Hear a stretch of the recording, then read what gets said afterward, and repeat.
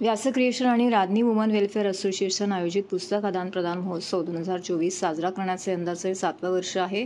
पुस्तक वाचन करणे, त्याची गोडी लागणे, पुस्तकांवरती प्रेम जडणे हे एक विलोभनीय वास्तव्य आहे आणि हे प्रत्येक सुजाण व्यक्तीच्या नशिबी असावे, म्हणून व्यास क्रिएशन दरवर्षी पुस्तक आदान-प्रदान महोत्सव आयोजित करतो. तुम्ही वाचलेली पुस्तके देऊन दुसरी उपलब्ध असलेली पुस्तके न वाचलेली पुस्तके घ्यावी, असाच असतो हा पुस्तक मेळावा. तसेच या आदान-प्रदान महोत्सवानिमित्ताने एक दक्षता पर्यावरणाबद्दल जागरूकता असावी हे अध्यारोप केले जाते. पुस्तके वाचा, झाडे जगवा हा संदेश दिला जात आहे. व्यास पब्लिकेशनची ही अशी धारणा आहे. त्याचबरोबर सकाळच्या सत्रामध्ये वेद अकॅडमीतर्फे पुस्तकांचं अभिवाचन केलं. राधनी सभासद संगीत कराओके सादर करतील.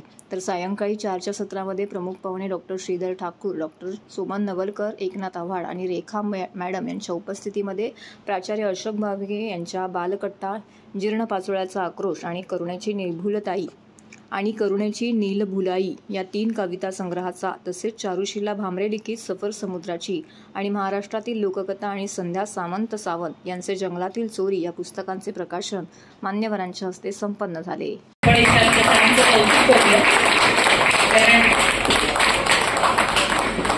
जीवाच्या बल्यात ही मंडळी काम करतात, पुस्तकांना सांभाळतात, समाजभान जपतात.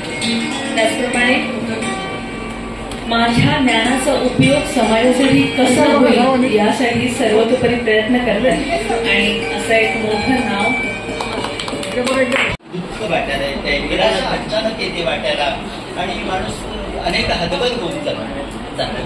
मग मला अशा वेळी ना रिरूप नावाचं एक संकल्पना फार महत्वाची वाटते. तुम्ही तर कोरडत नाही आपल्यावर किंवा तो सांगत नाही, अरे काय चुकीचं वागतोस, मी सांगितलं इकडे कविता आलेल्या आहे, मुलांपुढे देण्यासारखी किती कविता आलेल्या आहे. इथे समोर बसलेले माझे मित्र आहेत सतीश सोळंकर सर, त्यांचं एका कवितेचं पुस्तक असते की मुंगीने एकदा केला नाच, तिला मिळाले पैसे 5. मुंगीने एकदा केला नाच, तिला मिळाले पैसे 5. एका पैशाचे आणले पीठ. घुंगरू म्हणाले नाच नाच, पुन्हा मिळतील पैसे 5, पुन्हा मिळतील पैसे 5. इतकी सहजता, इतकं ते काय म्हणतात त्याला लयबद्धता जेव्हा येते तेव्हा ती कविता लहानांनाच काय मोठ्यांना आकर्षित करते. मला वाटतं कविता विषय आहे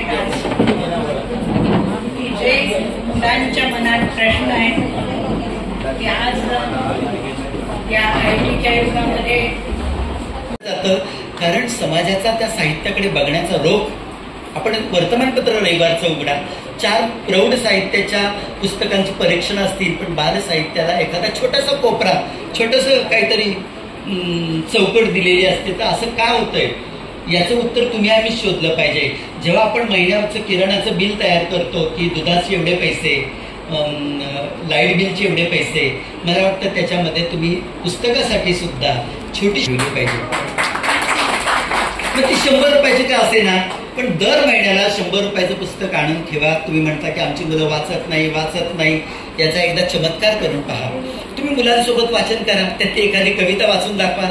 त्याला ती आवडलेली असेल तर नकळत दुसऱ्या दिवशी तो पुस्तक हातात घेईल, त्याच्या पुढची कविता तो वाचायला.